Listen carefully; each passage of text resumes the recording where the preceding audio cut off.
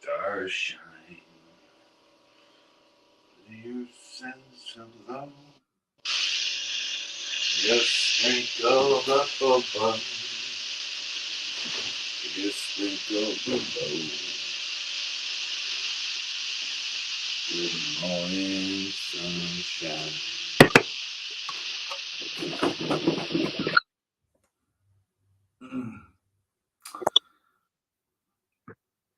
Give your jug a good shake there.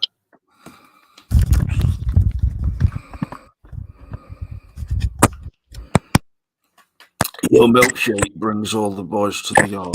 That's right. It's better than y'all's. I don't know about this. Oh, the sound was a bit funny there. I just remembered. Do I sound like a robot? No, it just stopped and everything. But at least we've started now anyway. The Ashton asks.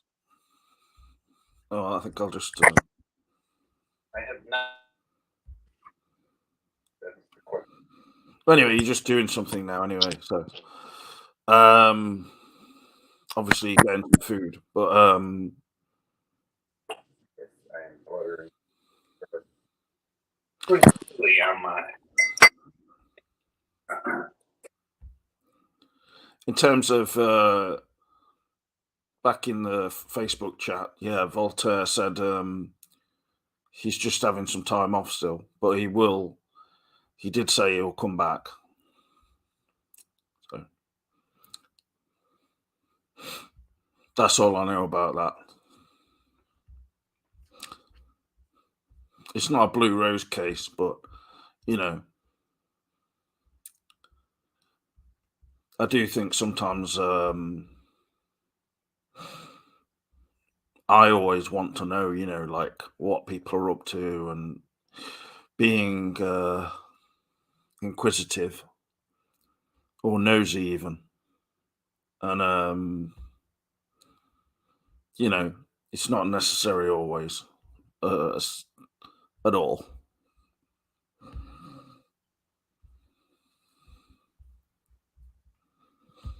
So again, thank you, Ashton, and hello to you as well.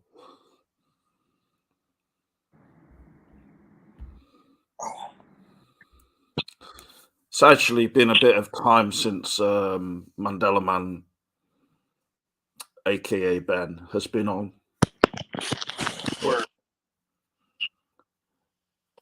But you're going to a barbecue later. I am indeed. But, you know, an hour and a half or so. Okay.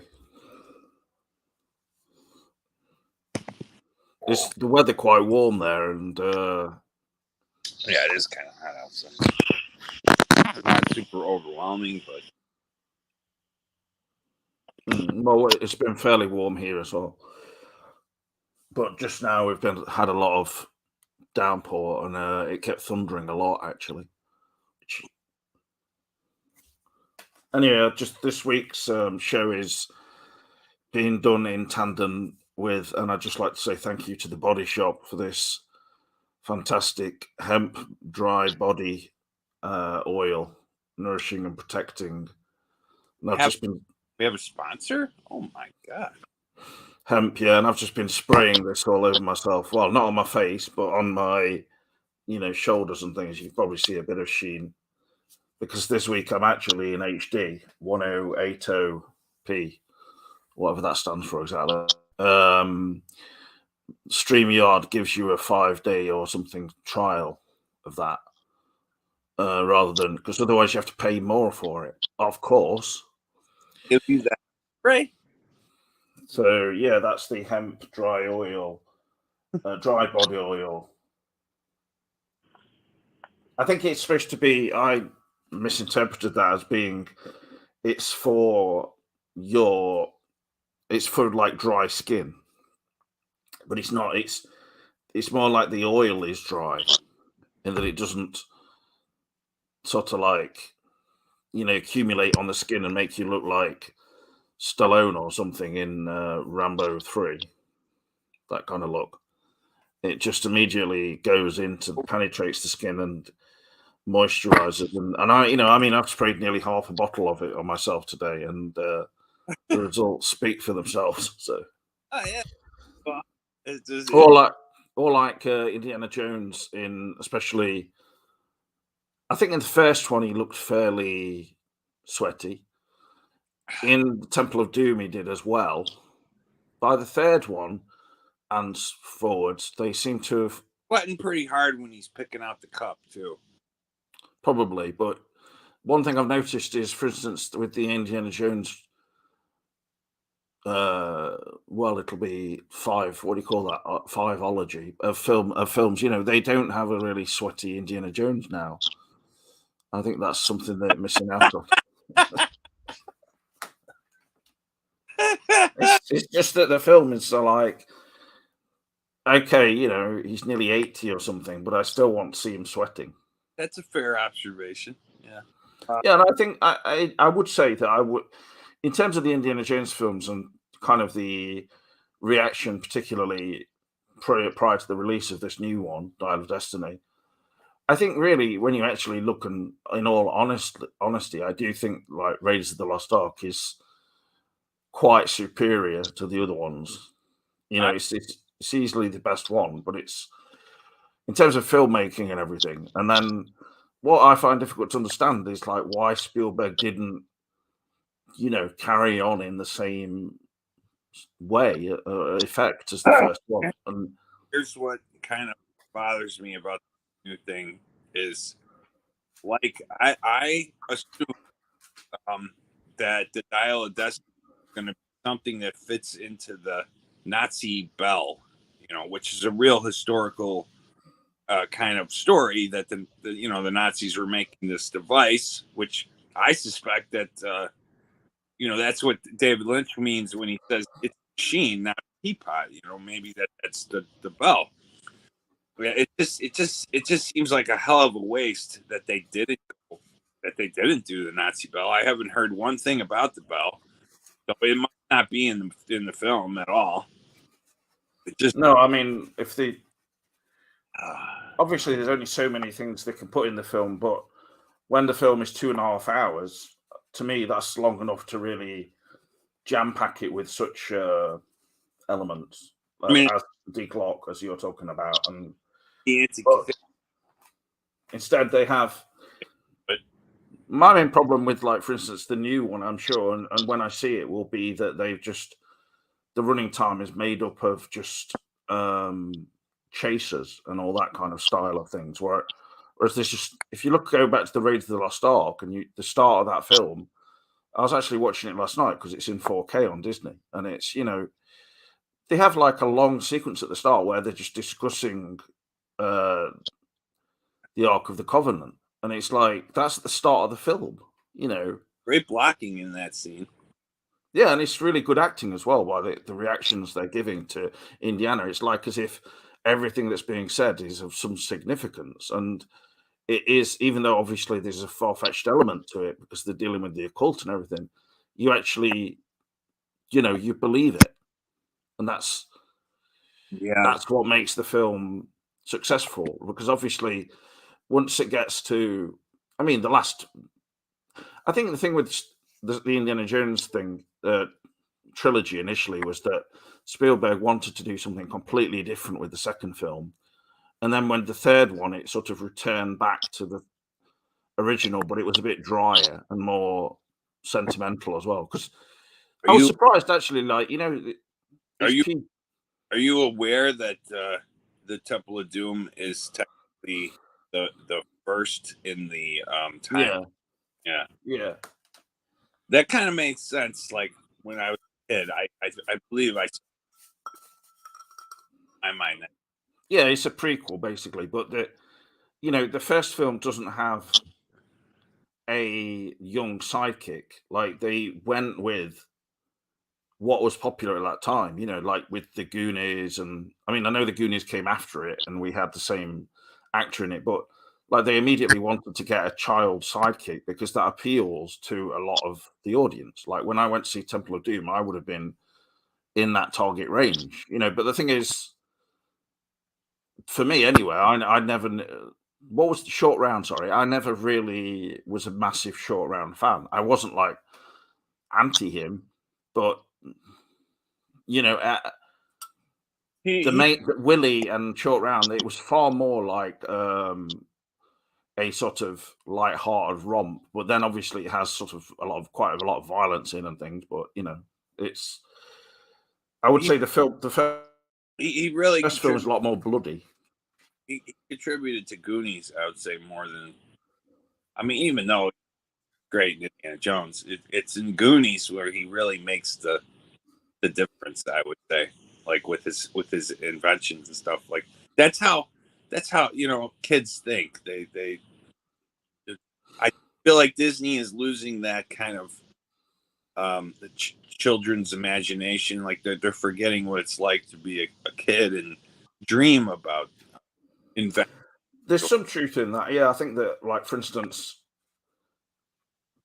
the main crowd for the new Indiana Jones film, and I think in the end, it'll do well enough. It might not be immensely successful, but it will do okay, I'm sure. But it's basically just playing to the nostalgia crowd now.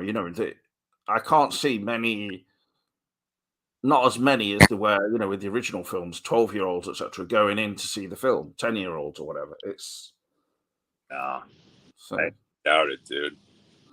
There no. there is a younger, there is a kind of stand-in for Short Round type of figure in this. Oh yeah, there is one. Yeah, but anyway, I don't really. I'm not.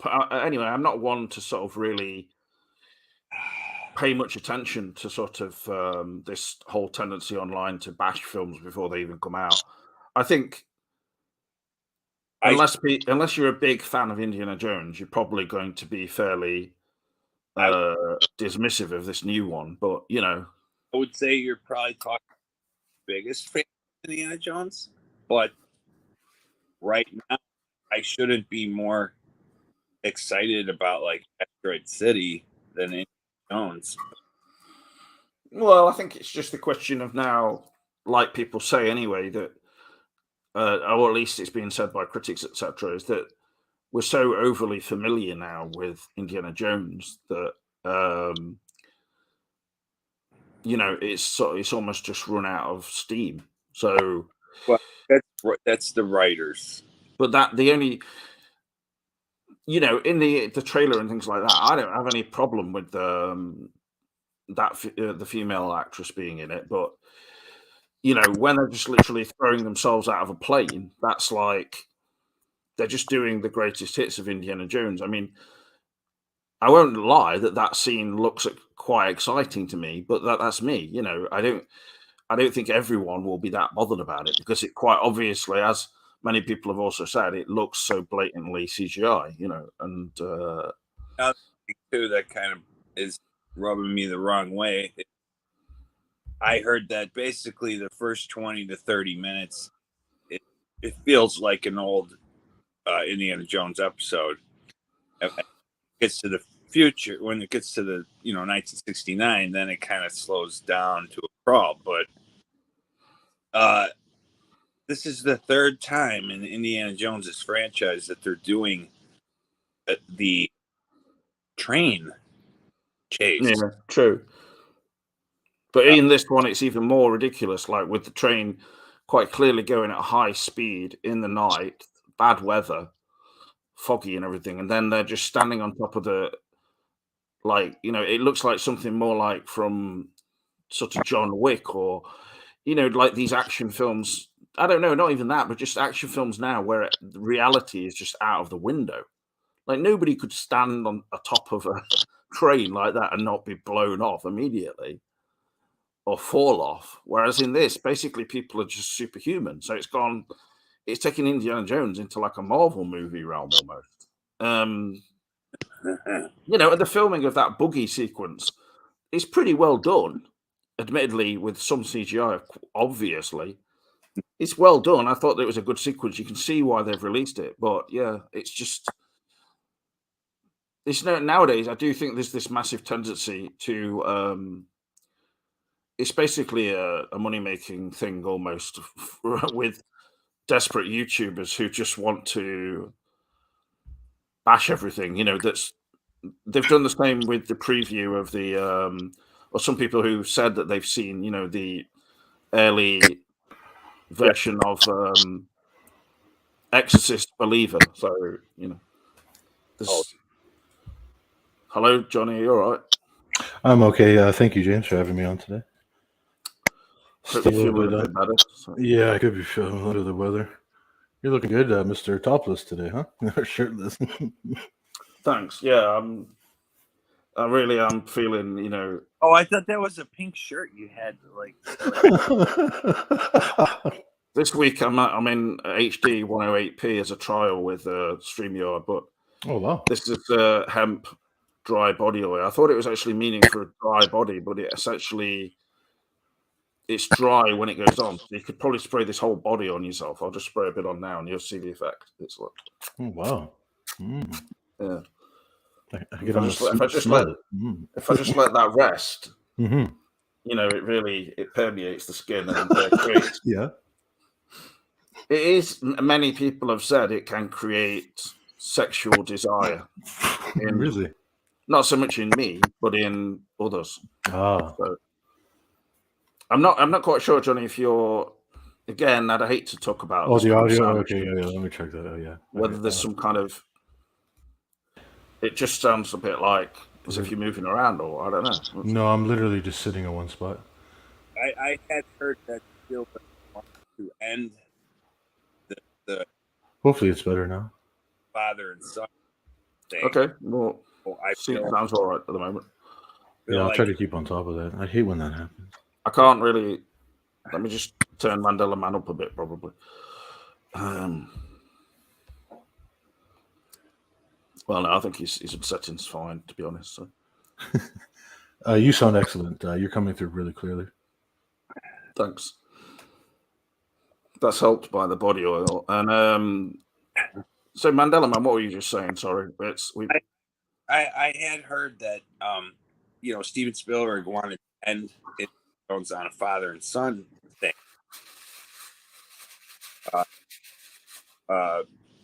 When Connery was in it.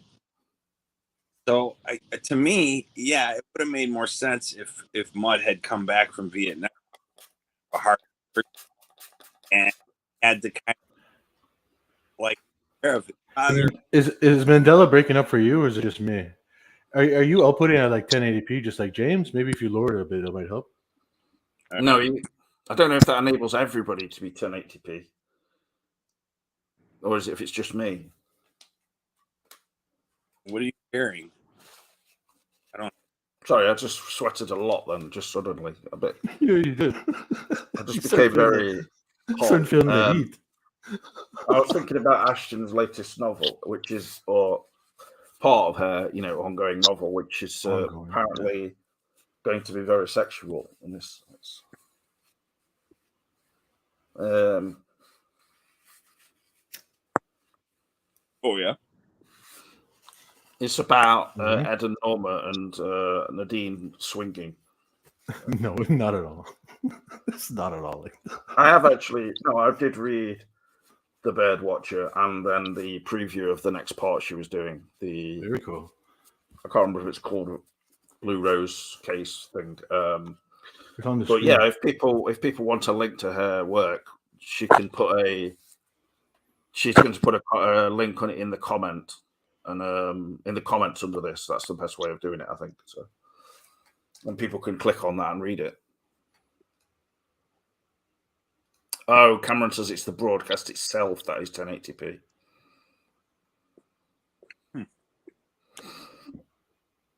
I don't know if I've been trying to fix. I don't think just going up to that will start causing problems with the mic, surely. But data, how much data you're putting out, priority. I might just turn it down or something and see if there's a difference, because I don't really think it's a massive boon for people to be able to see me or anyone, or in 1080p. It's not like drawing in a massive audience like I hope. So, yeah. What did you broadcast? First time ever in full 1080p. Yeah, I thought that people would be, just really clamoring to see what we were up to, but it's gone down to 720p now. I don't even know what the P stands for. So. Progressive. Pixels, right? No, I mean there's like a bit of a with. I don't think it's anything to do with that aspect because it's like with either your mic or Mandela's. It just sounds a bit like. I don't know if you can hear yourself, Johnny, but it's like, I don't think that's me because I muted it for a few seconds and I was still hearing it. Either. Oh, okay. Yeah. Watch, I'll do it again. I'll go on mute.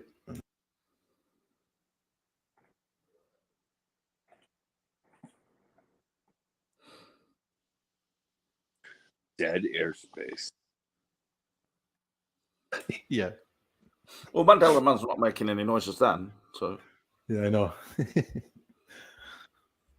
Have you guys went to see The Flash yet? Oh, you saw it?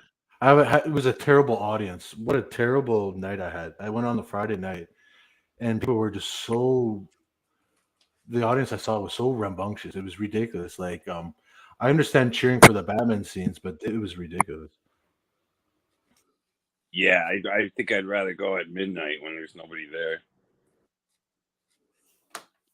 For sure. I agree with you. Or like an afternoon matinee or something.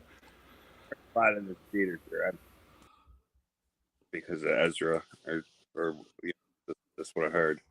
What I saw when I looked up like ticket prices. There was. Did you walk out before after 20 minutes or? No, because I was there with family and I wanted to watch it. And I was just kind of like, oh, whatever. I went there with my brother, and then after we went to a strip club, so it's not too bad. But did the audience? I mean, when you say that they were just cheering or booing or.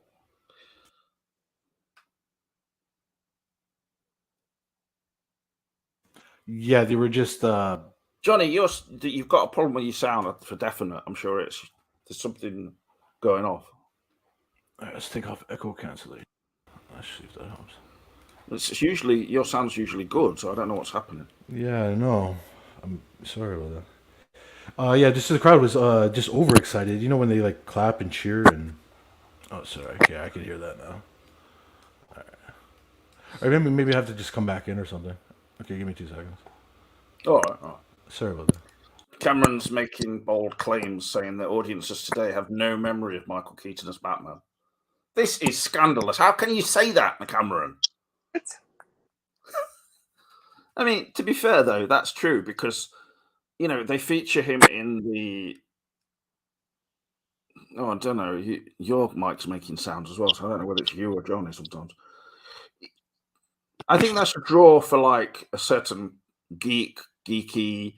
I don't like to using that word, but, the cult audience who are into all that kind of thing. Yeah.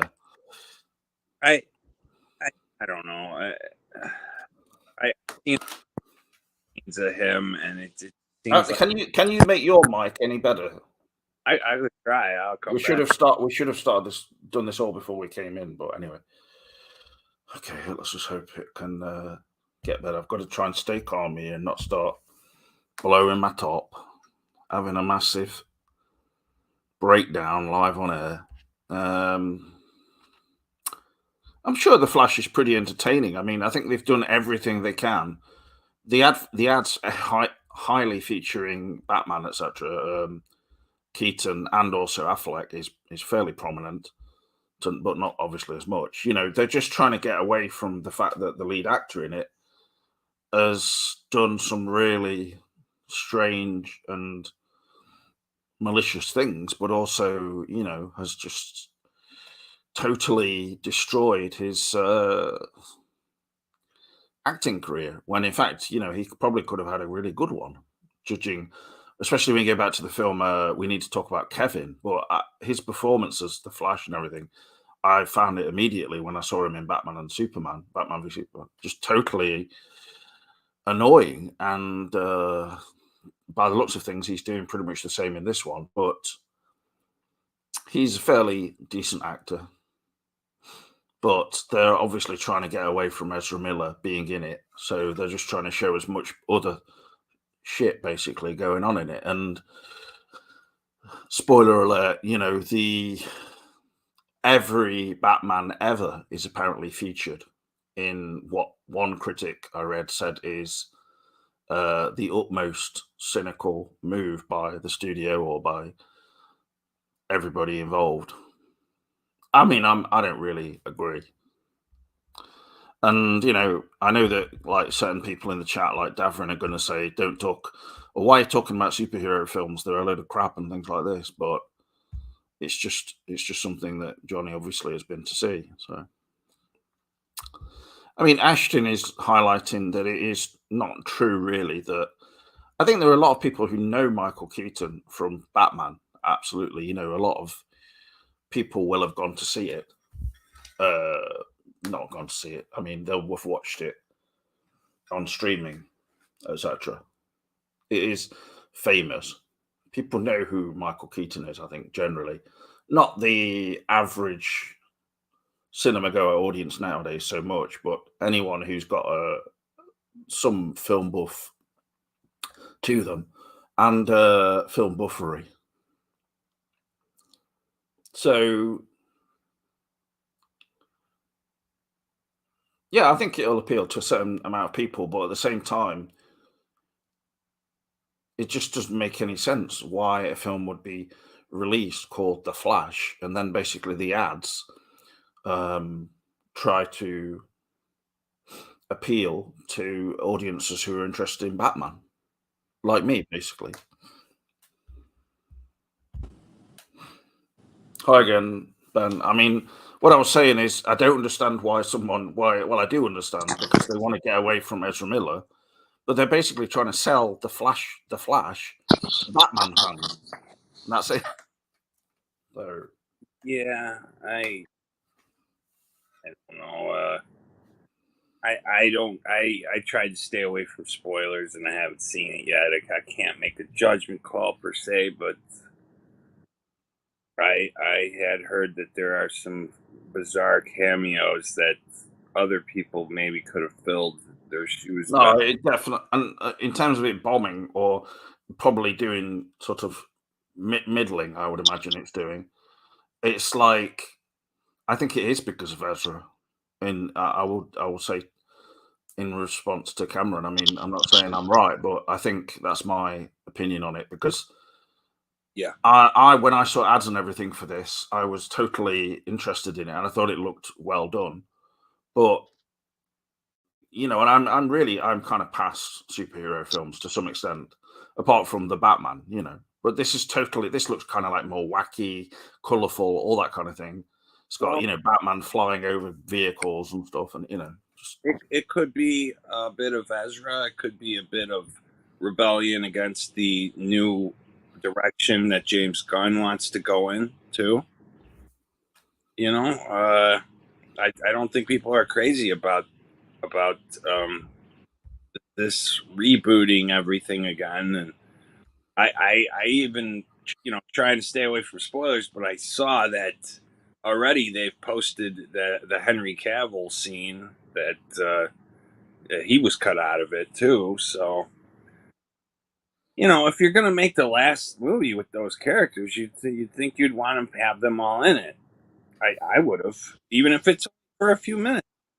What do you think? I think Davrin's comment is totally naive and misguided because he's saying the less superhero movies, the better. I hope they all frigging bomb so we can have normal adult cinema back. Like, the thing is, the superhero movies are not replacing adult cinema. If anything, they're funding the more, outro sort of abstract things that people want to do. Like, for instance, the film Beau is Afraid, which I've just watched. And, Did you? I thought that was really good for the first half. And then, really good. I really enjoyed it. It was just out there, crazy humor and just sort of like gross at times. But then it just sort of became like just a long, I hate to say, pretentious kind of Ari Aster dream. And Yeah. so the first half, though, I absolutely loved. So I was really disappointed, really. But the thing is, those films like that, they get funded by these massive successors, the superhero films. Like, what adult cinema are you talking about, Davrin, for instance? That's just like an unfounded claim, in my view, anyway. Like, for instance, if you're talking about adult cinema, like when they used to make things like Rain Man, and they were superhero films failing now, if that were to happen, which is pretty unlikely, totally. It's not going to bring back like that kind of adult cinema, because that kind of adult cinema now, it's gravitated towards streaming. And that's all it is, straight to streaming, etc. Well, They just don't make that kind of thing anymore, unfortunately. You'd think that, it's gonna, more adult cinema, but in reality, I went to check the show times last night, and Super Mario Brothers still playing in my theater. Wow. And it's, I mean, so that's not an adult, any stretch of the. But my brother actually told me today that he went to see it, with his two boys, and like when it plays for distinctly for the young audience. But he said at the end, when they get that like rainbow power or whatever it is, he actually like felt like a bit of a tingle. Wow. I was like, okay. A bit of a tingle. But I don't know, they get like their superpower or whatever it is, and so probably a star power up, maybe. That's what I'm saying. It's I don't know what it is. It's such a. It's like no animation movie. So they went above.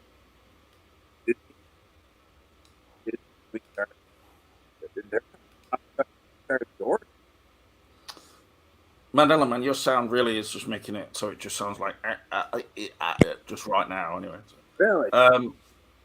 Try and get it so you got the mic really close to your mouth or whatever, and then hopefully we can hear you. I'm just trying not to make myself go into some kind of blowing a fuse mode and start spraying myself in more of that oil. What does it smell like? Does it have like a pine smell to it, or just a faint one? Yeah, hempy, I suppose. That's pretty cool. It's all right. Yeah, it's just. Do you have the Body Shop?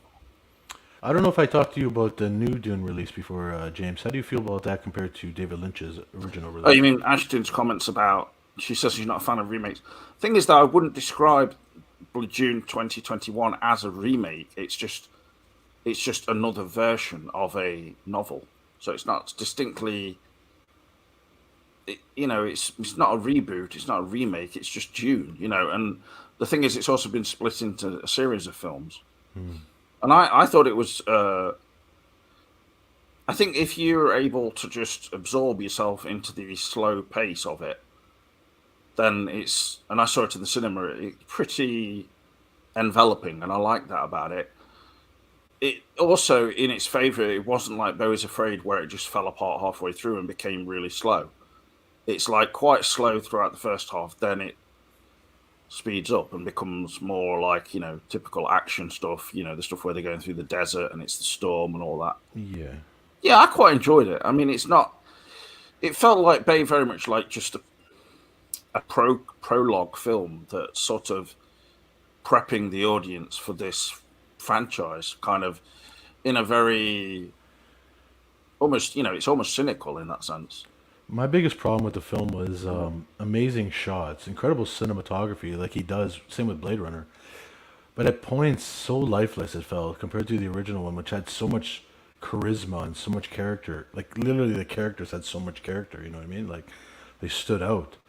And I find that that's the lasting impression that why I like the David Lynch one. I find it is far, in my opinion, far more superior than the new one. Just based on the characters, the practical effects, the music. I'm watching a fan edit of it's like the redo version on YouTube. I'm halfway through it and it's pretty amazing.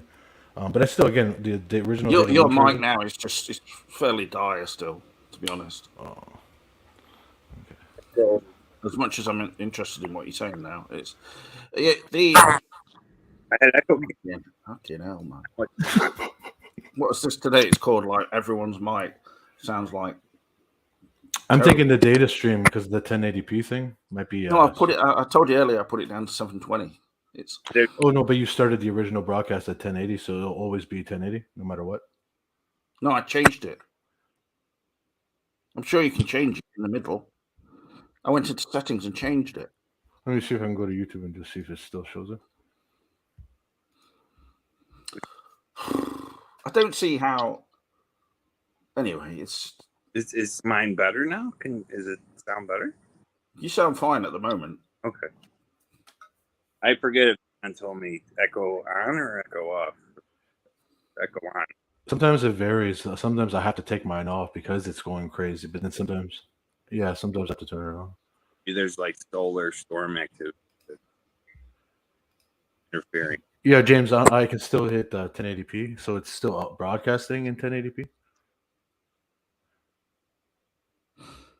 Well, I changed it in the settings, so why is it not changed then? Yeah, it's. I remember when I tried the free thing. It's one of those things you literally have to. I'm not saying you have to be. You have to start the entire thing. Like Kyle Dunnigan, you should have like a post. All right, then I'm just going to reset and start. I'll send you a new link, okay? Because this is just intolerable. So Yeah, it's too much data. Really? Yeah, it's